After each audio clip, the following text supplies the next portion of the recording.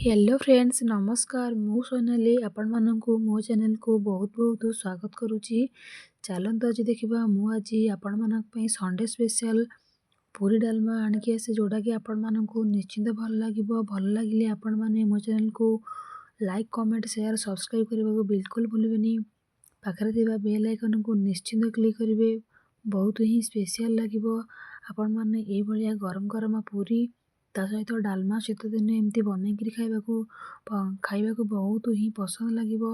आपण एई पूरा बनइबे। चलन देखिबा प्रोसेस टी देखंतु मु एटी टिके जीरा आ लूण आ किछि मैदा नै गली आउ एतरे किछि रिफाइन तेल एबे पकई नेबी।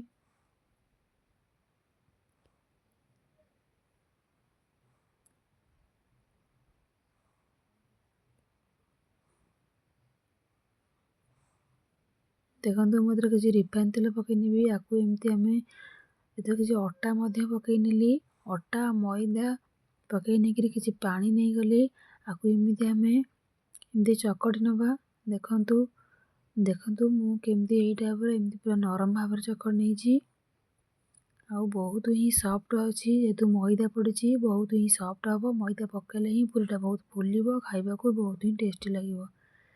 देखंतु मुझे यही साइज रो टिक टिक करी गुला करी नहीं देखंतु पूरा एटा टिक टिक गुला कले ही पतला पतला बेलिले और पूरी बहुत भल से फुलिबो। देखंतु चलते एबे गैस ऑन करिबा कड़ाई बसेबा। देखंतु कड़ाई तेल तती आसिलानी एबे हम चलंतु बेलिथिबा पूरी की गोटे पकई नबा। देखंतु पूरीटी मोर केमिति फुलुची